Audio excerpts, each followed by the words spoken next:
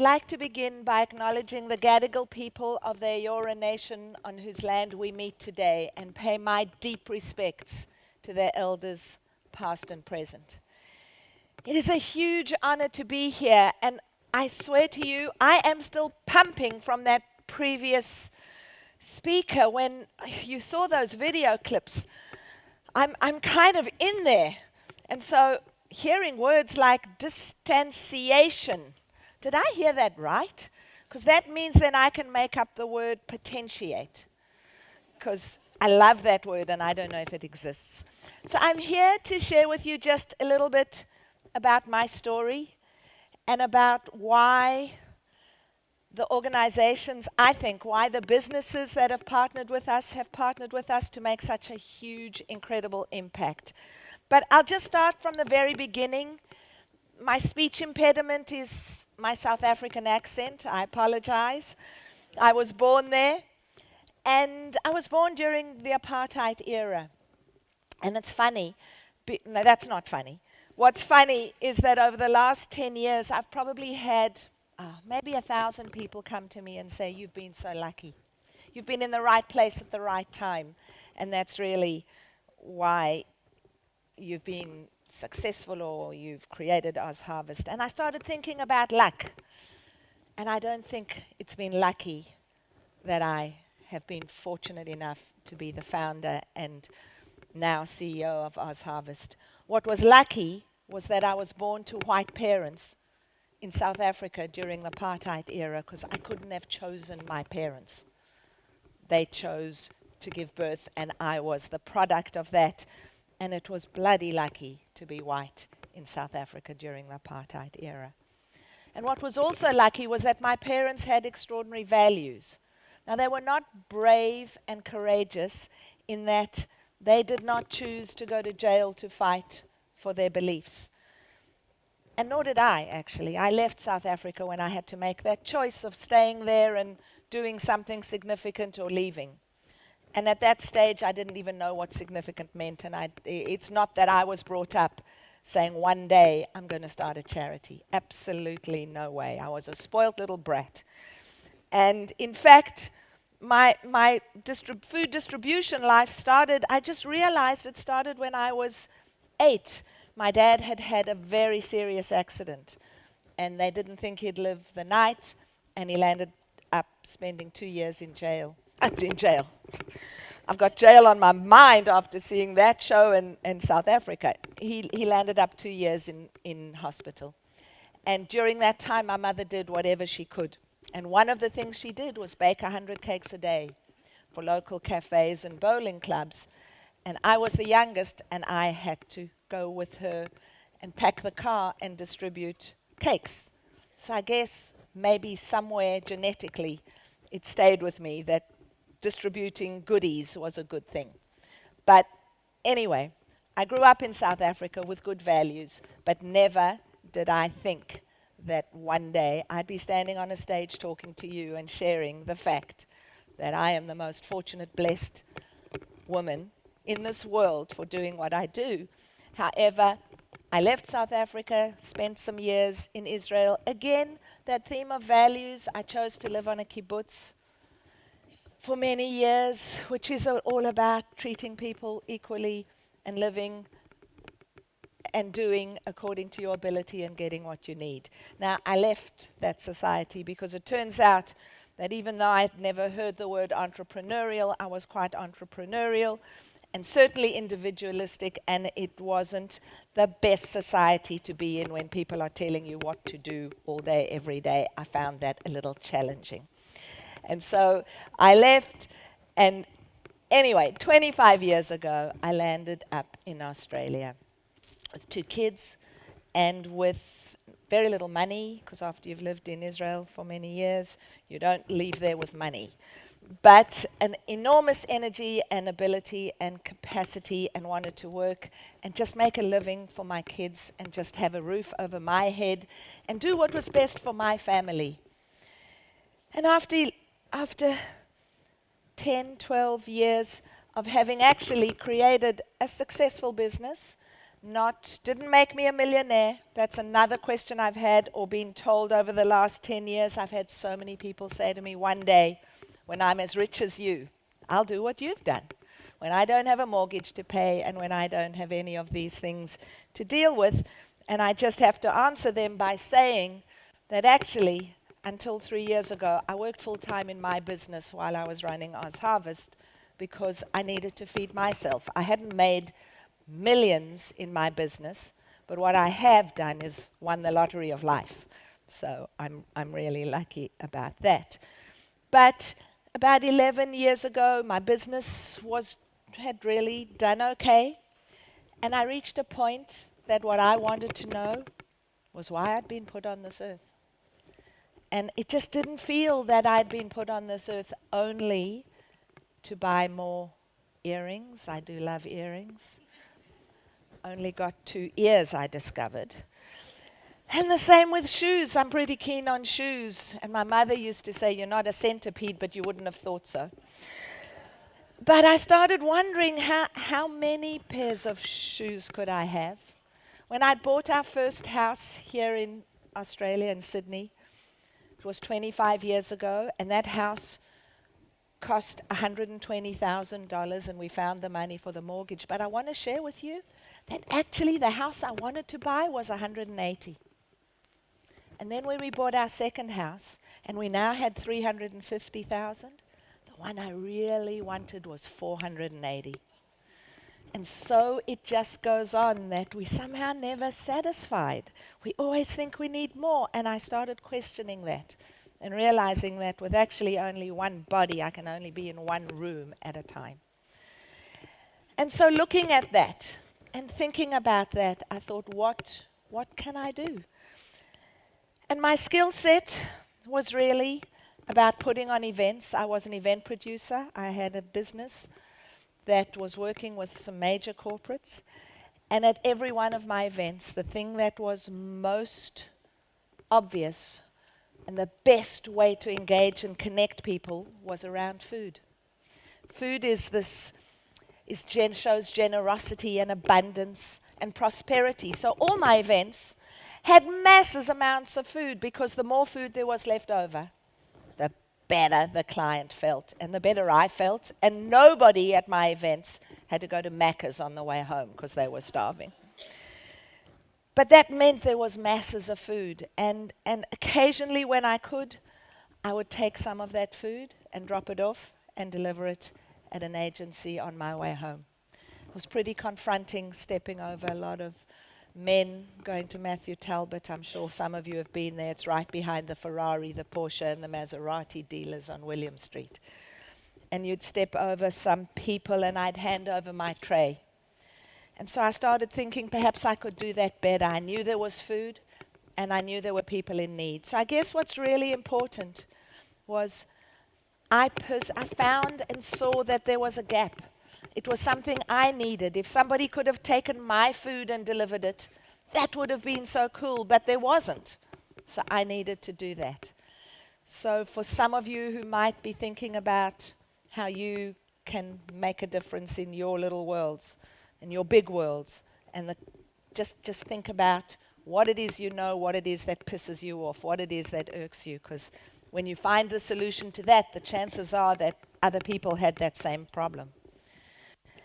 And it turns out that actually collecting food that was surplus, that existed, that had already expended resources, water, fuel, energy to produce it, and giving that food to people who needed it was quite a good thing.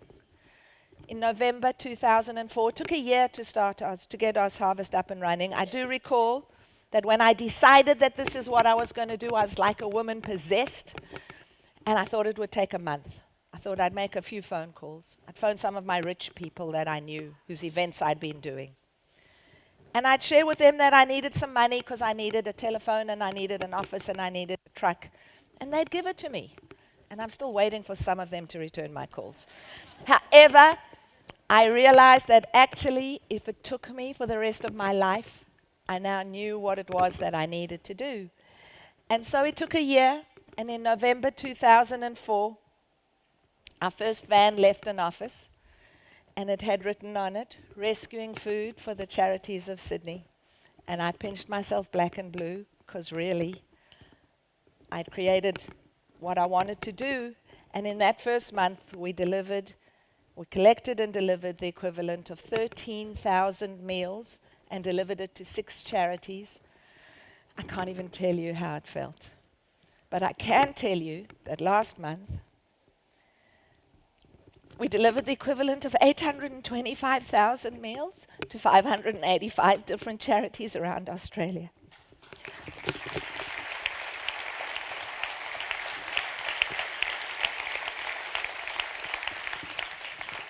And it feels extraordinary.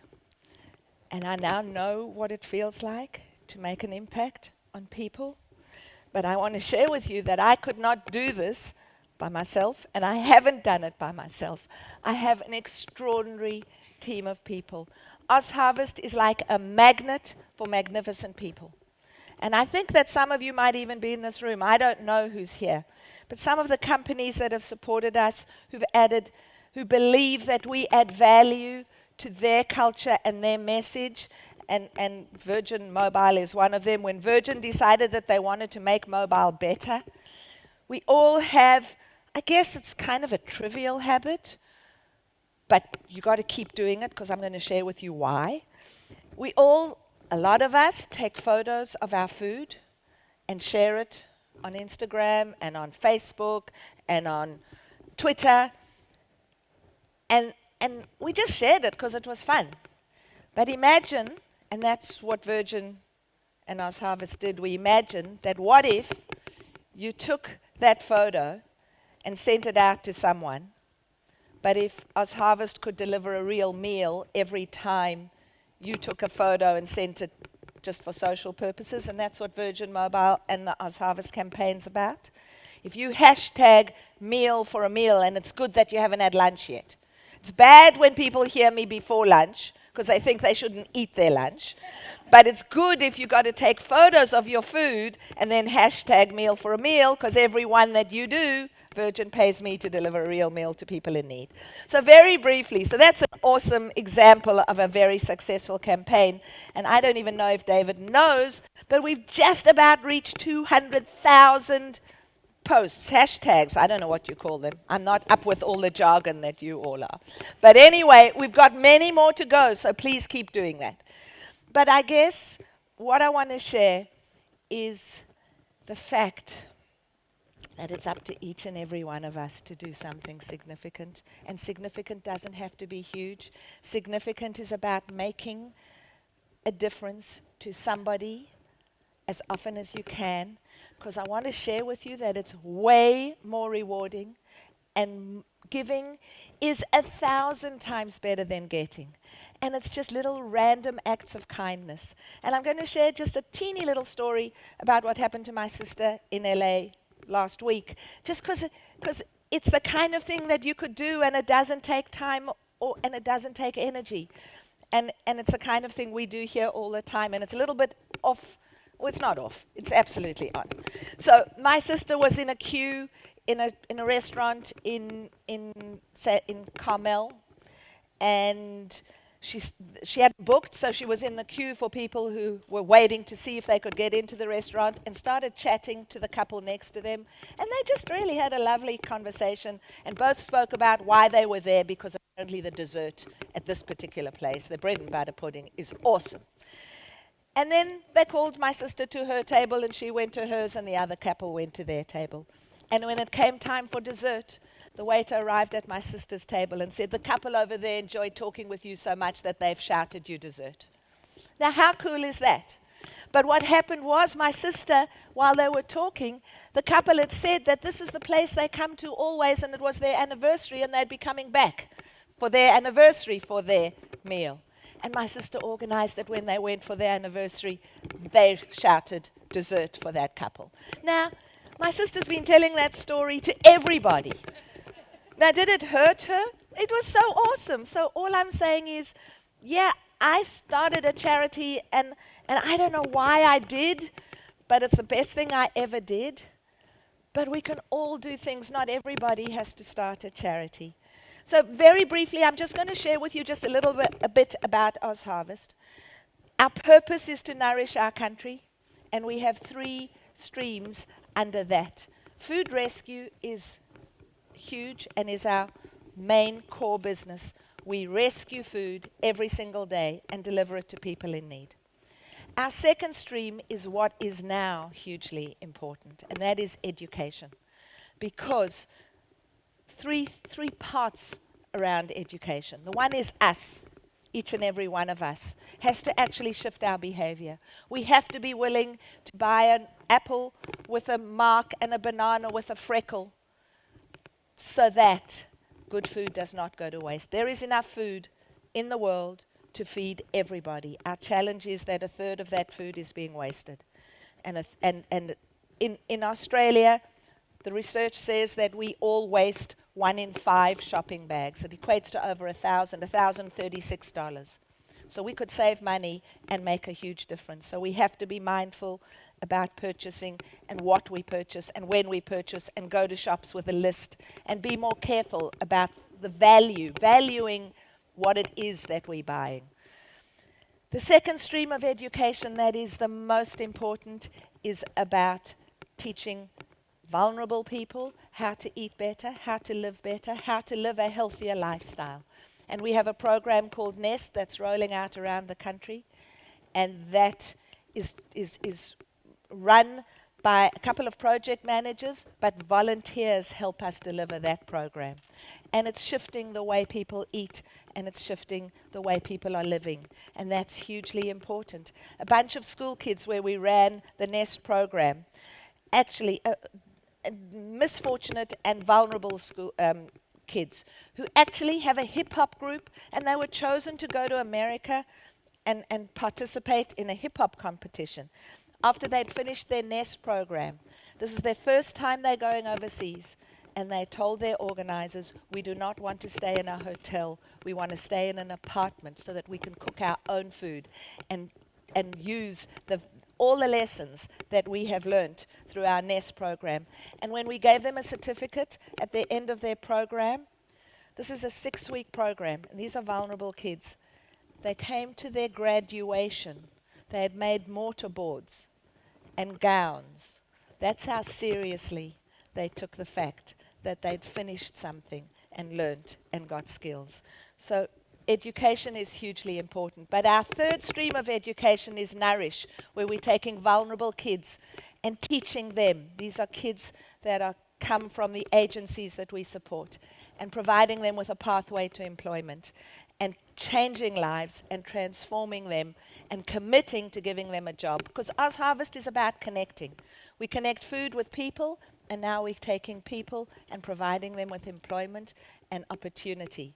And that is a very beautiful thing. And the third thing is community, is engaging and giving people the possibility to potentiate, to find purpose through what it is that we do. And we have thousands of volunteers who come and adore and love the energy and what it is that OzHarvest stands for. Because I'm sure that each and every one of you had someone when you were growing up saying, eat your food, because there's someone starving somewhere. Another example of the kind of partnerships we get and why people love to work with us. I don't know if there's anyone from Frost in the room, but I think you'll all agree that if you look at an annual report, most of you think annual reports are boring and crap, aren't they? But what if it looked like this? You know, even the people at the back can read it. So this is our annual report, for example. This was done for us by Frost, Vince. They've helped create our brand, refresh our brand. And it's a funny thing to be talking about a brand when you talk about charity. But I guess I've always run OzHarvest as if it was a business. And that is the most important thing, because we need to be lean and mean, and we need to be as effective as possible. And it is all about creating the most value we can and getting the most help we can from businesses along the way, because most people will know that I don't pay very much for anything. I'm not good at paying for things. I'm good at asking for money. I'm good at asking for things so that our wheels go round. But partnerships for us are just the lifeblood on what we live and breathe and grow and make a difference. And so I know that I've just got a room full of magnificent marketing people with magnificent ideas, and we always are looking for ideas. I mean, I know people come and ask, and I came in a little late, so I didn't hear the name of the speaker, that awesome vice person who said people come to him and say, just create a campaign and do this for us. And I say the same. Help us. Create a campaign for us that's just going to blow the minds of everybody and help us do more so that poverty doesn't have to exist, it's man-made. So that homelessness doesn't have to exist, that we can eliminate that. That hunger is hard to see. Hunger is hard to show a video and show what hunger is. But I can tell you that hunger debilitates, and hunger prevents learning, and hunger means that people cannot grow the way they deserve to. We all deserve to have good food. We all deserve a good life. I'm going to end just with a parable, and I don't know how long I've been talking for, and I don't know how long I've got, but I think it must be the end. So I'm going to end just with a story, a little story, and yeah, thank you. It's during the Depression. Now, before I tell the story, I just want to share that there are other companies like Caltex and Amex and Goodman and Vittoria Coffee and Sergeant's Pies. If you've ever going to eat a pie, please eat Sergeant's Pies. They've just given me a full-on kitchen so I can take these Nourish kids and these kids in our Nourish program and teach them. But anyway, the story.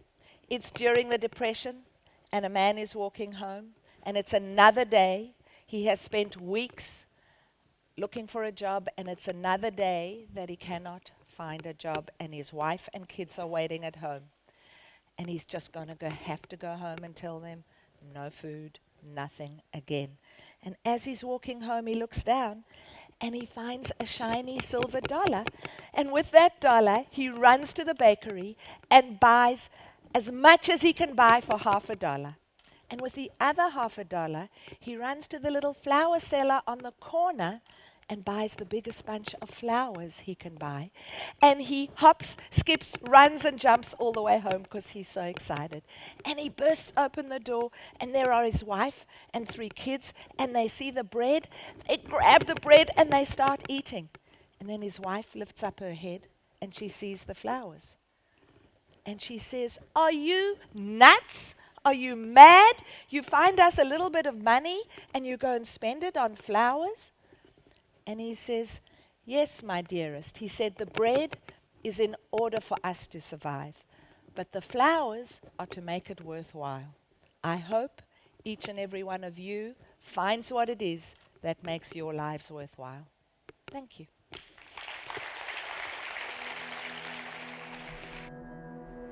Last week I got a message from a homeless man. His life hadn't turned out the way he planned it to turn out, and that if it weren't for OzHarvest, he would be starving. And he sent me a message saying that a homeless man says thank you. Before I started OzHarvest, I saw so much food go to waste. I knew that there were people in need, and I wanted to make a difference. I remember being a young chef, and the lady I worked with, she just berated me. It's like, "Why are you throwing the stalks of the broccoli away?" And she sliced them, she crumbed them and served them on an antipasta platter. And that's when it started dawning on me, that there's so much wastage that goes into the bin, and it doesn't need to. OzHarvest to me is not just about people wasting food, it's about feeding people, making people happy. That's what life's all about. I want to give up my time for OzHarvest because I want to give back to the community in which I lived. Logistically, the process is quite complex. We're moving food from hundreds of different locations to hundreds of charities. We're trying to get to all our donors on time to provide a decent meal. We have a lot of young men that come in here with brain injury, heroin and ice addictions. So we try and get these boys back on the road to recovery. OzHarvest provide a great opportunity for young men to get back on their feet. The saving that they pass on to us, we reallocate those funds into things like rehabilitation, essentially bringing balance and nutrition back into the lives of these boys. I got into alcohol a lot. I was socially very inept, and so that would give me a lot of confidence to talk to people. I couldn't stop. The police caught me drink driving, which led me to go to the program. That's when you understand that you got a life to live. When the boys come in off the streets, they are sick, and so the food does have a positive effect to get back to the healthy lifestyle. And the generosity of OzHarvest, it's the reason why I'm still here. They save people's lives. One of the most touching moments I've had was when a woman came up to me and she said, "I want to thank you. I didn't have any food and my son was going to school, behaving badly, and from the time that we started getting food from you, everything changed. And my son has just gone to university." Food is about sharing, food is about caring, food is about dignity. Every single time we throw away a banana with a freckle or an apple with a bruise, it is costing us the earth.